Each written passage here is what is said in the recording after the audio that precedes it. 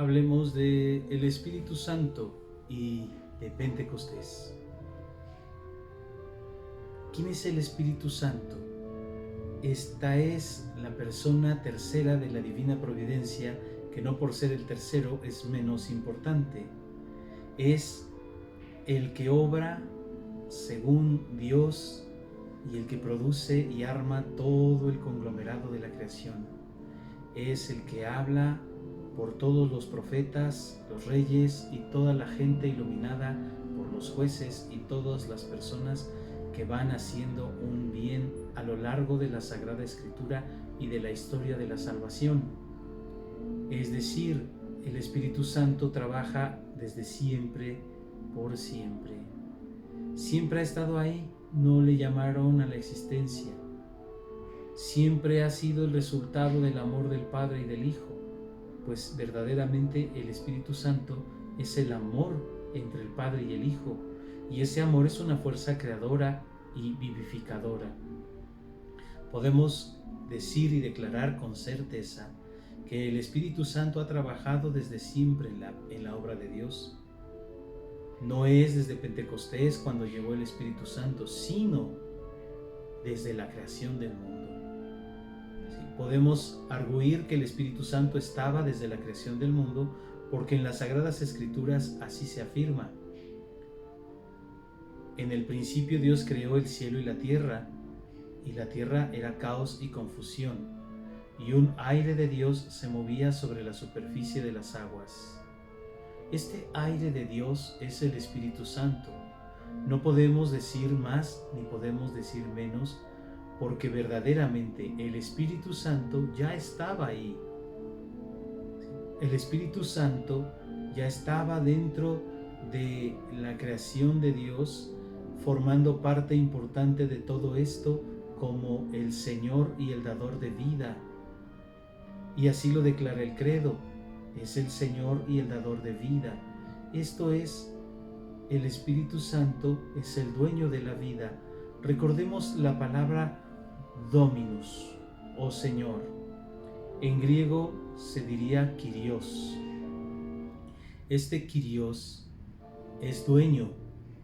Señor o Dominus es dueño o dominador. El dominador o el dueño de la vida es el Espíritu Santo. Es decir, Él es el que está presente en la fecundación de los niños para dar el soplo de vida y todas las características que un bebé va a tener en su vida terrena. Todos los dones, todas las cosas que están ahí. Hay una hermosísima,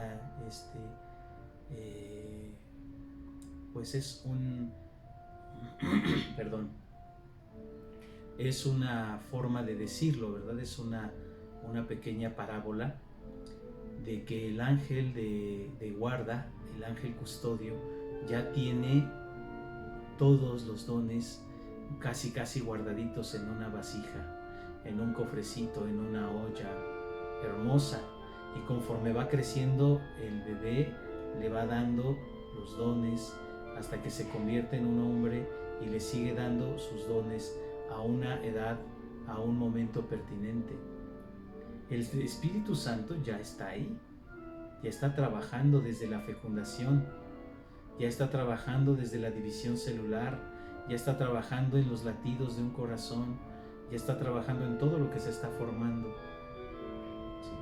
El Espíritu Santo ciertamente no hace niños defectuosos, es decir, Él no me regaló el don de la ceguera, y si me lo regaló, qué bueno, pero sí, siendo muy honestos, de repente podríamos decir, bueno, entonces, ¿por qué permite que las cosas sean mal?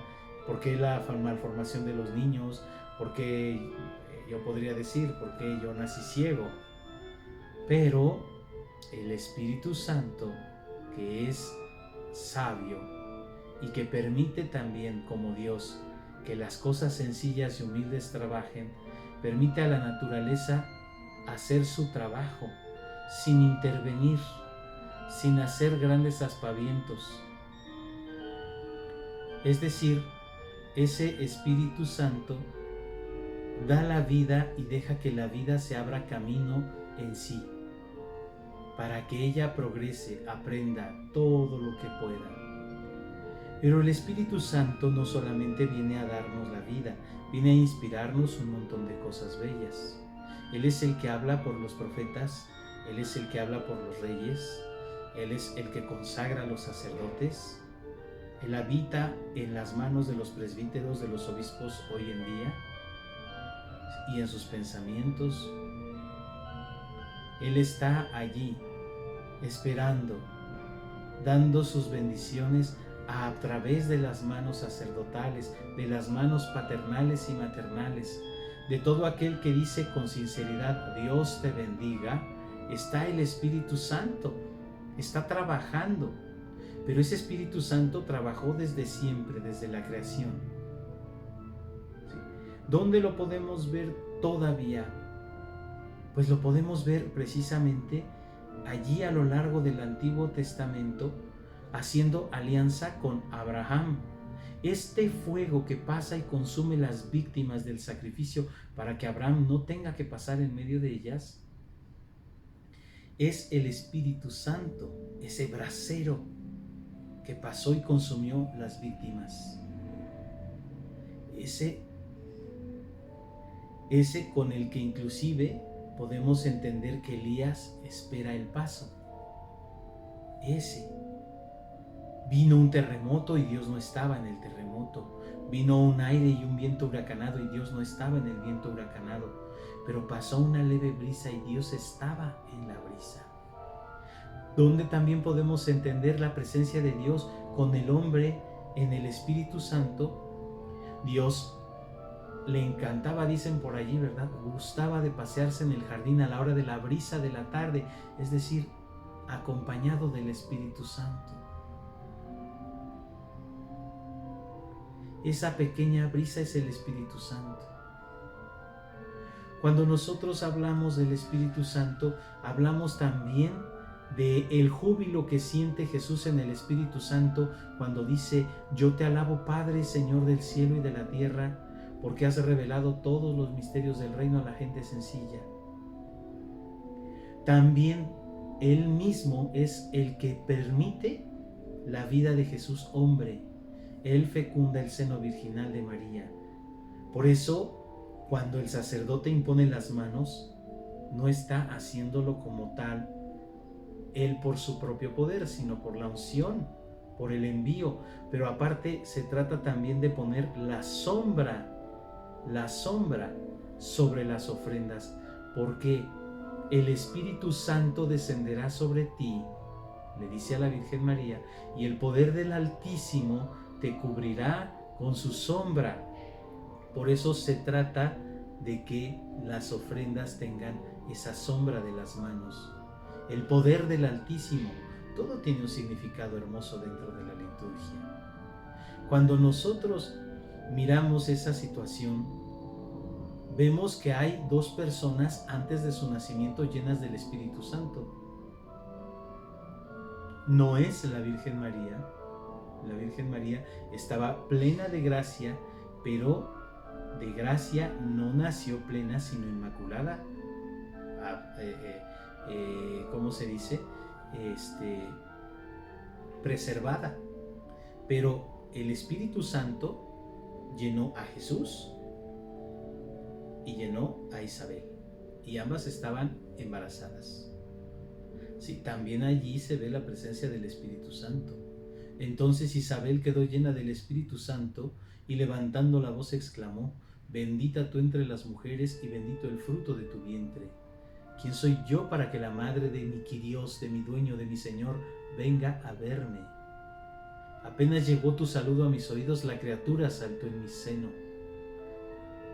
Dichosa tú que has creído, porque se cumplirá cuanto te fue revelado de parte de Dios. Y esto que viene del Magnificat de María lo inspira el Espíritu Santo. No sabemos si fueron las palabras exactas o San Lucas hizo una composición de todo el conglomerado de la Sagrada Escritura y compuso el himno del Magnificat, como compuso el Benedictus, como compuso el Ahora Señor ya puedes dejar a tu siervo irse en paz, el cántico de Simeón. Es decir, Dios está presente en todo momento, ¿sí? Y Juan, por tanto, si Isabel, que estaba esperándolo, quedó llena del Espíritu Santo, si Juan no hubiese quedado lleno del Espíritu Santo, habría quedado un espacio. También quedó lleno del Espíritu Santo. Esos dos niñitos nacieron llenos del Espíritu Santo. Es allí donde nosotros podemos ver la presencia del Espíritu Santo, a tal punto que decían, ¿no? Realmente el Espíritu de Dios estaba en ellos, en esos niños, que no se decía nada de los otros. Cuando estamos hablando de la, por supuesto hablamos de la esterilidad de Isabel, pero también hablamos también de la mujer del Caná, que tiene como hijo al profeta Samuel. Tampoco tenía hijos y entonces va y le ruega al Señor y le dice: yo te lo doy si tú me lo das. Y entonces viene esta consagración del profeta Samuel. Cuando le hablan a Samuel, Samuel, Samuel, y corre al cuarto de Elí: aquí estoy, ¿para qué me llamaste? Es el Espíritu Santo. Cuando estamos hablando de que Moisés veía una zarza ardiendo que no se consumía, estamos hablando del Espíritu Santo. Es el Espíritu de Dios el que se dirige a los profetas, a los reyes. Es el Espíritu de Dios el que le habla a David, el que inspira los cánticos de David. Es el Espíritu Santo el que llena a Salomón y le da una sabiduría poco comparable. Es el Espíritu Santo el que hace declarar a Pedro: tú eres el Dios Altísimo, el Hijo de Dios vivo. Tú eres el Mesías. Porque la respuesta de Jesús es: dichoso tú, Simón, hijo de Juan, porque esto no te lo ha revelado ningún hombre sino mi Padre que está en los cielos. Pero el Padre siempre ha revelado por el Espíritu Santo. Cuando llegamos al momento del Pentecostés, ya Jesús ya no está. Ya hay una ausencia marcada de Jesús. Ya los discípulos ya no lo estaban viendo. Ya no estaba la presencia, ya no se aparecía, ya no les salía al encuentro. Entonces ellos estaban, dice el libro de los Hechos de los Apóstoles, reunidos en un solo sitio. Cuando dice de pronto, es decir, de súbito, de inmediato, se oyó un viento fuerte que venía del cielo, que resonó por toda la casa. Un viento fuerte, esto es impetuoso, ¿sí? Es la palabra correcta, impetuoso, un viento con ímpetu, que resonó por toda la casa donde se hallaban, y todos, pues, sacados de onda. ¿Sí? Dice: de pronto aparecieron lenguas de fuego, o como de fuego, hay Biblias que dicen, que se distribuyeron y se posaron sobre cada uno. No sabemos, la Iglesia Católica siempre ha reconocido a los 12 y a María, pero obviamente seguro que había más, pero para hacer notar el rasgo distintivo, pues siempre se pone a los 12 y a María, porque los apóstoles son los principales en este momento. Entonces, en la Sagrada Escritura no se va a mencionar a alguien si no tiene una importancia preponderante. ¿Sí? Si no es importante, nada más van a decir esto, aquello, pasó. ¿Sí? ¿Como dónde? Aquí hay un muchacho que solo tiene 5 panes y 2 peces. Es decir, el muchacho era importante, pero ni siquiera como para decir su nombre. Solamente estaba siendo el canal por el que Jesús obraba el milagro. Pero cuando dice, inclusive por apodo, se acercaron Juan, Santiago y Juan, los hijos de Zebedeo, a quien el Señor había puesto el apodo de Boanerges, o Boanerges, no me acuerdo cómo se dice bien, los hijos del trueno, porque ya habían hecho una chistosada con Jesús, y entonces Jesús les pone este apodo. A Tomás, llamado el gemelo, porque seguramente tenía otro hermano gemelo, algún hermano carnal, o sea, sí tenía un gemelito, y entonces así le pusieron. a Simón el fanático, el celota, porque pertenecía a esta ¿cómo se llama? Esta corriente perteneció a Simón Pedro, o sea, también le puso otro nombre, inclusive le pone otro nombre porque corresponde a lo que va a hacer. Entonces, si de repente no se menciona a todos, sabemos que estaban ahí, pero siempre es preponderante mencionar a los 12. ¿Por qué? Porque ellos son los cimientos, porque ahí estaba la roca y porque ahí estaba María. Es decir, inclusive dice, ¿no? La iglesia perseveraba en compañía de los apóstoles y de María, la madre de Jesús. O sea, no, Chonita y Juanita también, y doña Chepa también, no. Está solamente los importantes. No es hacer menos a los demás, pero inclusive el mismo San Lucas lo denota así. Estos son los importantes. ¿Por qué, por ejemplo, en la conversión de la Areopagita lo dice? En Atenas dice, solo se convirtieron tales y cuales, tantos y tantos, y estos y aquellos. Porque tarde o temprano estos tendrán una preponderancia en las Sagradas Escrituras o dentro de la tradición de la Iglesia cuando se va el último de los apóstoles. Entonces, viene el Espíritu Santo en forma de fuego, dice, se posa en cada uno de ellos y quedaron llenos del Espíritu Santo. Inclusive la Virgen María, que ya había recibido al Espíritu Santo, volvió a estar repleta, rebosante aún más del Espíritu Santo. Comenzaron a hablar en lenguas nuevas y a profetizar y a decir y a hablar de las glorias de Dios en diferentes lenguas. ¿Sí? Cuenta entonces, dice, vinieron los judíos en masa porque era un día importante, era un día de fiesta. La fiesta de Pentecostés, la fiesta judía, es una fiesta ciertamente importante. No tanto como la Pascua, pero es importante. Entonces vienen estos, dice, y quedaron desconcertados, porque cada uno los oía hablar de las maravillas de Dios en su lengua nativa. Y entonces dijeron, están borrachos. Y sale Pedro. ¿Por qué no salió Santiago? ¿Por qué no salió Juan? ¿Por qué no salió Simón? ¿Por qué no salió Tadeo? No, Pedro, porque era el primero. Y les dijo, habitantes de Jerusalén, israelitas, estos hombres que ven ustedes aquí no están borrachos, están llenos del Espíritu Santo.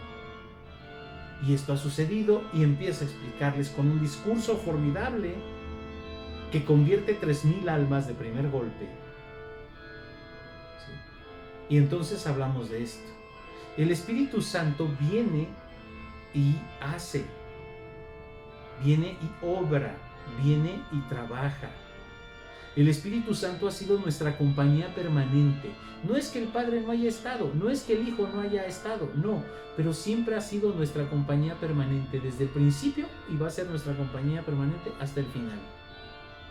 No es una falacia, no es una tontería, es la verdad. El Espíritu Santo viene con nosotros. Es la gracia actual de Dios la que hace que todo se mueva. Pero en el caso de los hombres, y sobre todo de los hombres cristianos y ya más adentro católicos, no podemos tener la ausencia del Espíritu Santo en nuestra vida, a menos que nosotros lo queramos. Cuando nosotros queremos la ausencia del Espíritu Santo, entonces verdaderamente lo echaremos fuera. ¿Cómo se echa fuera al Espíritu Santo? Permitiendo la entrada del mal, permitiendo el sesgo del demonio. Así, porque recordemos la sabiduría de Salomón. ¿Sí? Este es mi hijo, decían dos madres distintas del mismo varón. Y una peleaba que era su hijo y la otra también. Y entonces Salomón dice, pártanlo por mitad y denle la mitad a cada madre. Y entonces se ve muy sádico, Pero entonces la madre verdadera dice, no, mi hijo lo quiero vivo y prefiero verlo con esta otra mujer, con aquella de allá, que verlo muerto, que se lo lleve. Así también procede el Espíritu Santo. Él quiere todo nuestro corazón para sí, todo nuestro corazón para Dios, toda nuestra vida para Dios. Y si nosotros nos empezamos a partir por mitad, Él dice, te quiero, te amo, pero no quiero la mitad de ti, te quiero entero. Y entonces es cuando el Espíritu abandona. Pero ojo, mucha atención. No se va definitivamente. Siempre va a estar allí, tocando nuestra puerta. Siempre va a estar allí. ¿Qué palabras dice Jesús en el libro del Apocalipsis? He aquí que estoy a la puerta y llamo. Si alguno oye mi voz y me abre, entraré y cenaré con él y él conmigo. Es decir, siempre va a estar dando voces, alertas, llamadas, y nos va a recordar las palabras de ¿quién? De Jesús. El Espíritu Santo, pues, tiene un papel importantísimo y muchas veces es el menos comprendido en todas las Sagradas Escrituras. Porque mucha gente piensa que a partir de Pentecostés el Espíritu Santo empezó y aleluya. No, ya estaba. Pero aquí fue pleno. Aquí sí empezó a tener un trabajo de guía definitivo de la iglesia. ¿Por qué? Porque la iglesia ofrece todos los dones a Dios Padre en Jesucristo por el Espíritu Santo. ¿Dónde nos dice eso? Por Cristo, con Él y en Él. A ti Dios Padre Omnipotente en la unidad del Espíritu Santo. Es decir, el que provoca la unidad es el Espíritu, incluso dentro de la divina providencia. Es el Espíritu el que hace que el Padre y el Hijo estén juntos. Es el amor el que hace que ellos no quieran estar separados. Es el amor el que hace que ellos siempre estén juntos. Es el amor el que lleva a cabo la obra redentora. Es en el Espíritu Santo en el que Dios mismo, a través de Jesucristo, su Hijo muy amado, sana a los enfermos. Es a través del Espíritu Santo que Jesús recuerda las palabras del Padre y las repite en la tierra. Y cumple la misión del Padre. No se queda ahí, no se queda solo, no se queda corto. ¿Por qué? También se llena del Espíritu Santo y dice, vi a Satanás caer del cielo como el rayo. Es decir, él no está hablando del momento tal, sino en un momento específico en el que Satanás es arrojado. Es el Espíritu Santo, siempre es el Espíritu Santo el que va adelante guiando, el que va a un lado guiando, el que va atrás guiando. Tanto que en la noche del cruce del Mar Rojo, lo que era tinieblas para unos era luz para otros, pero era el Espíritu Santo. La columna de nubes era la presencia de Dios y Dios se hace presente a través del Espíritu Santo. Cuando el hombre es duro de corazón, ¿sí? Como en el momento en el que está viendo Ezequiel los huesos muertos secos, sin proteína, sin cosa alguna, y de repente ve surgir en esos huesos la carne, los nervios, o sea, todo el conglomerado del cuerpo humano, ve que se juntan, ve que se hacen, ve que se revisten de carne. Es el Espíritu Santo el que va transformando, el que va haciendo eso. Es el Espíritu Santo el que declara, yo les daré, quitaré de ustedes el corazón de piedra y les daré un corazón de carne. Es el Espíritu Santo el que hace esa maravilla. A través de todos sus dones, a través de toda la maravilla que es Dios mismo. ¿Sí? ¿Dónde están? ¿Cómo sabemos los dones del Espíritu Santo? Los dones del Espíritu Santo son 7. Y me voy a tomar la atribución de tomar mi teléfono y leerlos, ¿verdad? Sabiduría, entendimiento, consejo, fortaleza, ciencia, piedad y temor de Dios. Cuando nosotros hablamos de estos dones del Espíritu Santo, podemos empezar por el primer don.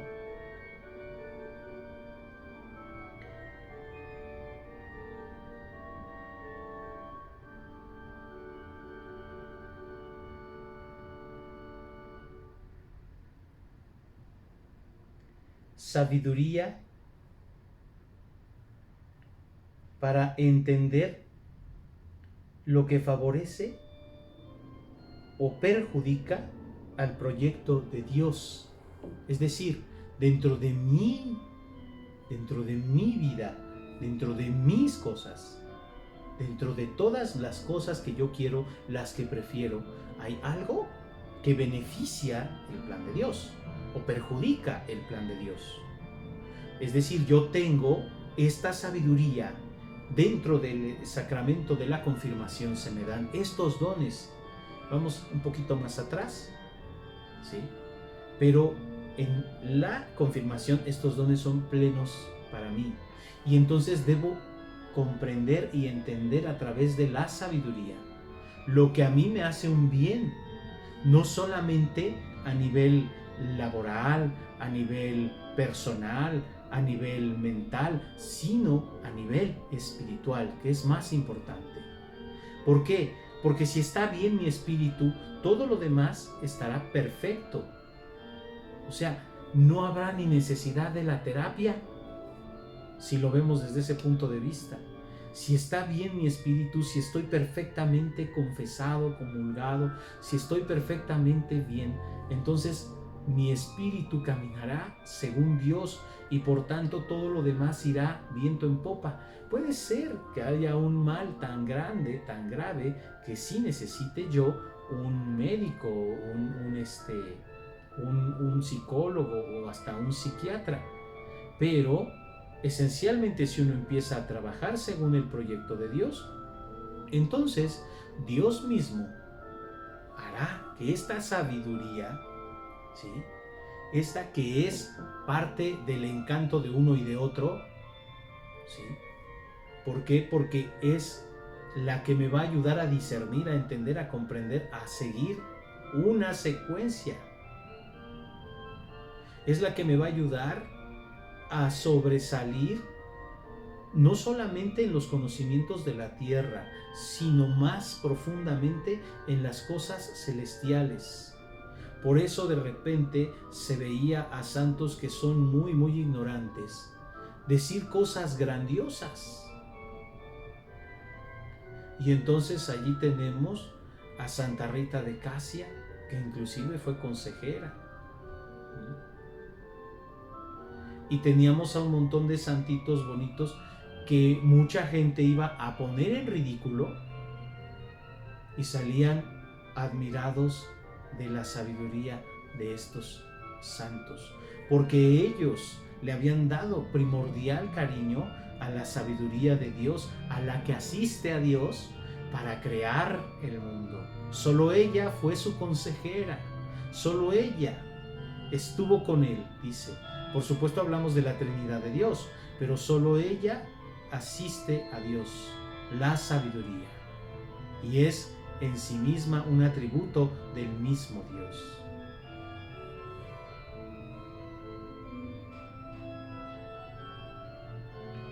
El entendimiento nos ilumina para aceptar las verdades reveladas por Dios.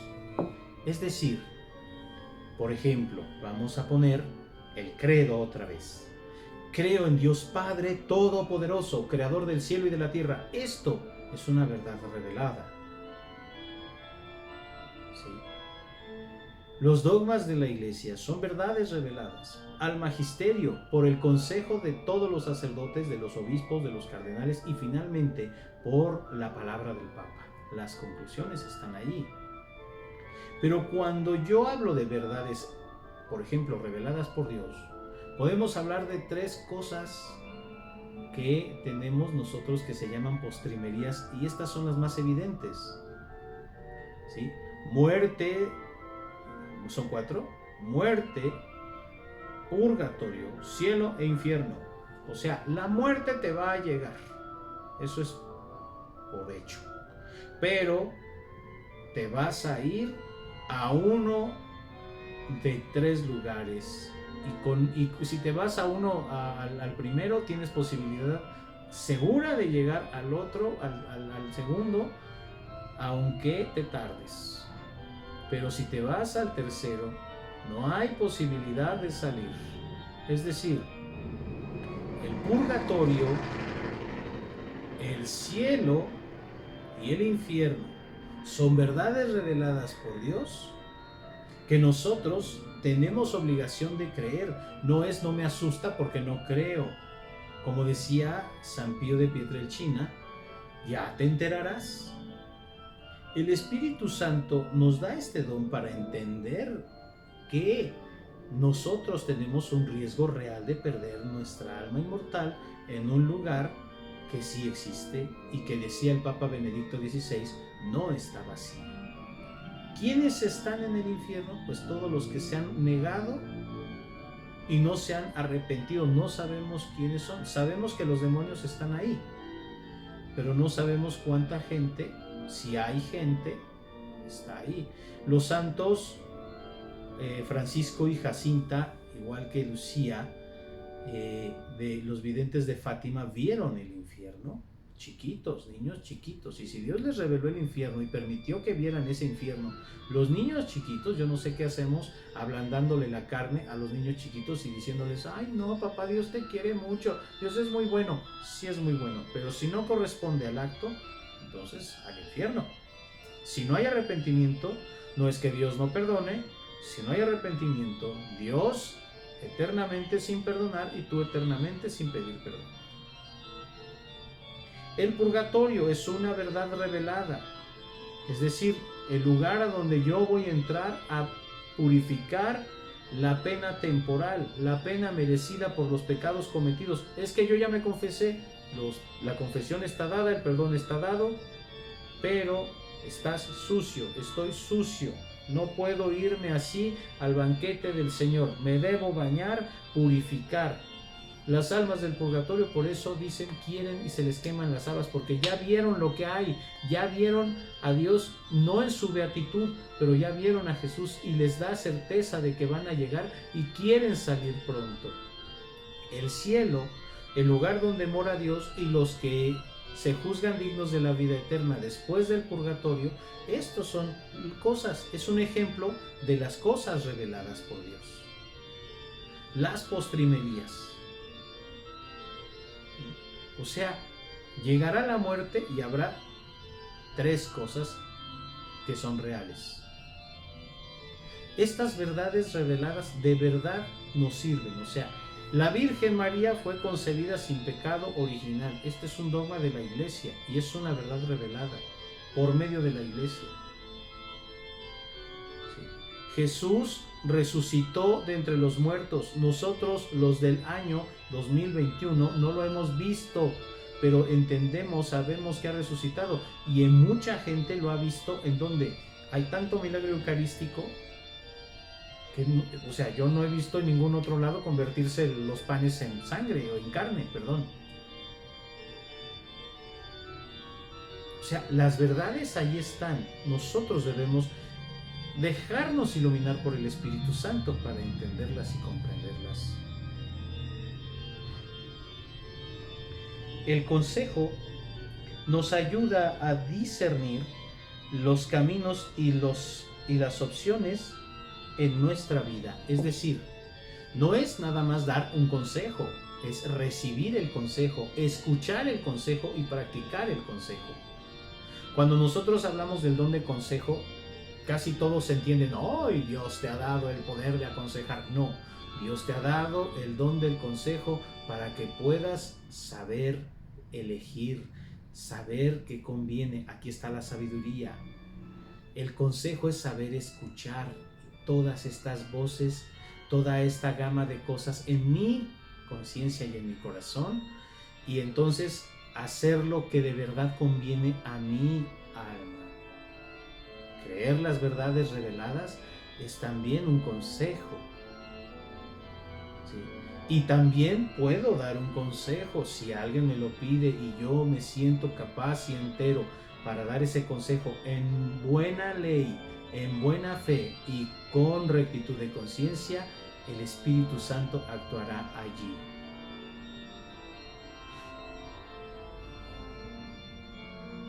La ciencia nos permite descubrir en la creación, en la naturaleza, la mano creadora de Dios. Es decir, no es, ¡ay, ciencia! No estamos peleados. Pero en esta es descubrir que Dios está detrás de todo lo que hay. Que Dios permite que, por ejemplo, suceda esta cuestión bien o no sucedida del Big Bang. Y, o sea, de hecho, se puede entender la creación del mundo, que era caos y confusión, la creación del universo, que era caos y confusión, se contrae y vuela. Y entonces viene todo este dicho de Dios y hecho de Dios. La creación de Dios, aún los pequeños insectitos, ahí están para gloria de Dios, para la maravilla de Dios. ¿Cómo Dios puede crear un mundo tan hermoso, inclusive reciclable? O sea, se muere un animalito, llegan otros animalitos, se lo comen y los restos se van a la tierrita, llegan los gusanitos y los hacen proteína y crece pastito, crecen plantitas, llegan otros animalitos, se los comen y otros animalitos carnívoros llegan y se comen a esos otros animalitos y se da una cadena de eventos. Como las montañas, las rocas, el sol, las estrellas, la luna, como todo tiene un lugar, una delicia en el mundo de Dios, en el universo de Dios, en la creación de Dios. Ahí está la mano del Padre, ahí está el verbo del Hijo y ahí está el Espíritu Santo haciendo maravillas. No podemos pasar por alto ni siquiera el descubrimiento de la rueda, el fuego, la creación de un coche, de una silla, porque eso es talento humano y es prescripción de Dios. Eso es el Espíritu Santo. Allí está, haciéndote la vida más cómoda. Es que las cosas son malas porque el hombre abusa. Que abuse es otra cosa. Pero las cosas están allí porque Dios así lo ha dispuesto. Dios así lo ha querido. Y todo es gracia. Todo tiene la mano de Dios. No todo tiene a Dios, pero todo tiene la mano creadora de Dios en sí misma, aún y a pesar de todo. Este celular, ¿sí?, tiene la mano creadora de Dios en que en el talento para hacer una cosa tan delgadita, tan versátil, tan funcional. Ahí está el entendimiento del hombre y ahí está la iluminación de Dios. Pero esas personas que lo diseñaron ni católicos eran, ni cristianos, es más. Pero ahí está el talento. La creación de Dios está ahí. La mano de Dios está ahí. Sí. No, pero es que es malo porque el internet, porque todo es bueno si sabes usarlo bien. Hay que discernir. El consejo, ahí está. Piedad nos permite estar abiertos a la voluntad de Dios, actuando como Jesús.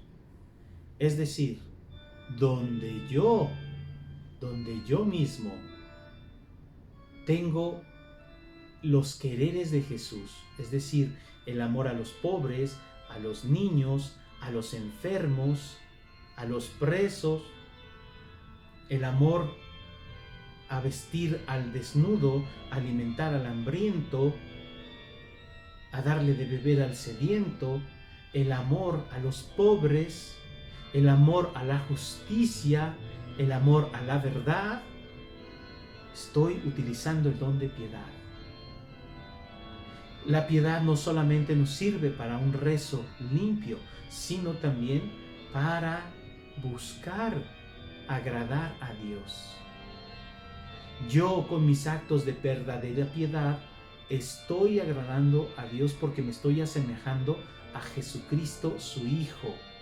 Ahí es donde yo puedo entender el don de la piedad. La fortaleza nos vuelve calientes para enfrentar las dificultades de la vida cristiana. Fíjense bien, nos vuelve valientes. Y sí, ciertamente nos va a hacer de un corazón ardiente, caliente, tibios no, ardorosos, fortalecidos, llenos de valor. Aquí es donde nosotros podemos entender este es sobre todo don de mártires.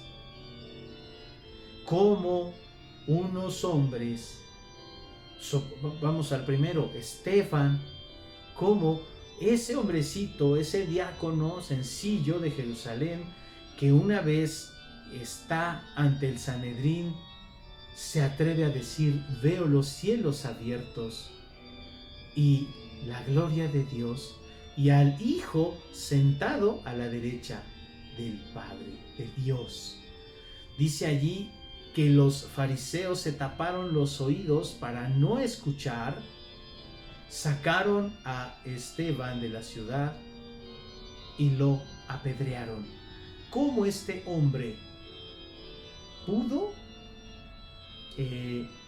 ser capaz de semejante cosa? Y todavía dice, cuando estaba ya ahí en el suplicio para recibir las pedradas, dijo: Jesús, no les tomes en cuenta este pecado, y después se durmió en el Señor. Este es requisito de mártires, la fortaleza, el perdonar. O sea, no es débil el que perdona, es fuerte. Es inclusive más difícil perdonar que pedir u ofrecer disculpas.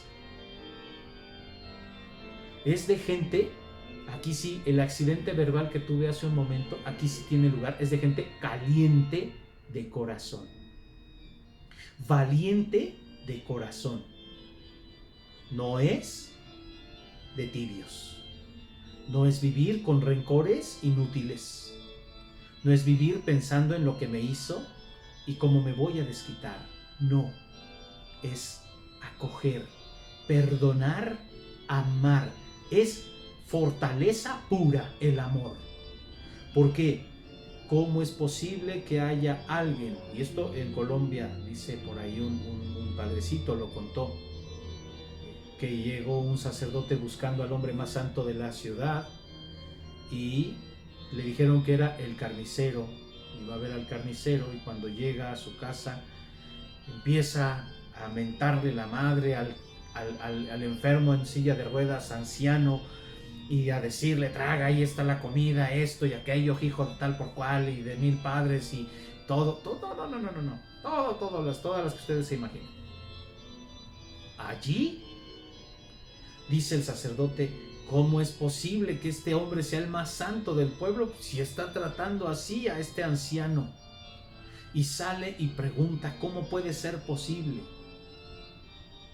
Y entonces le responden: ese hombre que el carnicero cuida es el asesino de su padre. Y entonces se sobreentiende. Había rencor, pero había cuidado. Había un proceso de conversión. Y había un proceso de santidad. Ese hombre cuidando al asesino de su padre. Es difícil perdonar y es de grandes perdonar. Cuando uno encuentra a una persona valiente así, hay que imitarle. Jesús es valiente.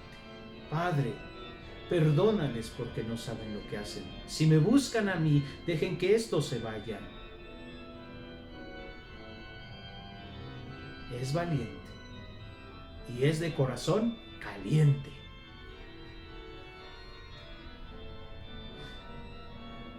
El santo temor de Dios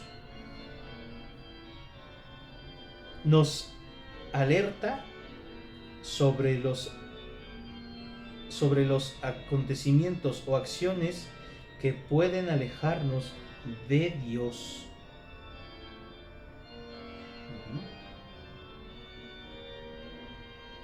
Es decir, vamos a explicarlo de una forma breve y sencilla. Ya hemos alargado el video. Yo me enamoré de la persona más hermosa del mundo, más valiente del mundo, más amada, amante, más piadosa del mundo. Y para mí esa mujer, en mi caso, es todo y más. Y yo se me queman las habas por ir a verla todos los días porque todavía no es mi novia. Yo quiero llegar con ella y llegarle. Quiero que sea mi novia. Quiero que después sea mi mujer. Quiero que me dé hijos. Entonces, yo trato de no ofenderla, de ir limpio, de ir peinadito, de ir tranquilo, con tiempo, de que me vea oliendo rico. Y hago, y hago actos verdaderamente amorosos y bellos porque quiero que ella me note. Y yo cuando hago alguna cosa mal y a lo mejor estaba ella, me lamento, me pongo de mil colores, me apeno, me avergüenzo, ofrezco disculpas, me retiro, lloro porque pude lesionar el amor que yo le tengo a esa mujer. Y entonces, ¿cómo explicamos el santo temor? Así. Tanto debe ser mi amor a Dios, que solo el hecho de pensar en ofenderlo me debe poner en alerta. Me debe hacer reaccionar. Somos humanos, podemos errar, pero siempre hay que buscar el perdón, la reconciliación, la gracia. No dejarnos llevar por las simplezas de una situación tal o cual. Cuando yo busco a Dios y busco agradarle a Él, el hecho mero de decir una palabrota, de agredir a alguien, de decir o hacer groserías, de humillar personas, de robar, de matar, de ultrajar, debe ser asqueroso para mí. El simple pensamiento debe ser repugnante. ¿Por qué? Porque temo ofender a Dios. El santo temor de Dios no es la cobardía, el miedo, la desazón, la desesperación, no, es el amor trabajando en pro de mi salvación. Es el Espíritu Santo. Cuando yo llego a contenerme de decir, hacer, entonces estoy siendo amigo de Dios y del Espíritu Santo. Todo esto a mayor gloria de Dios.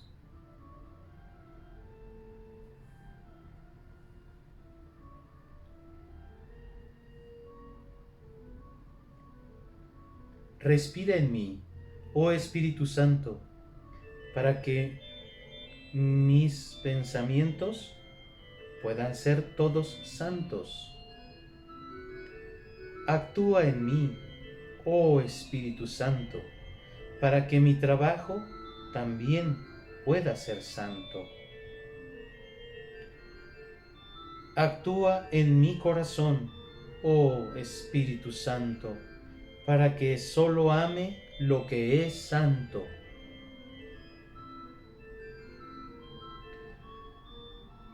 Fortaléceme, oh Espíritu Santo, para que defienda todo lo que es santo. Guárdame pues, oh Espíritu Santo, para que yo siempre pueda ser santo.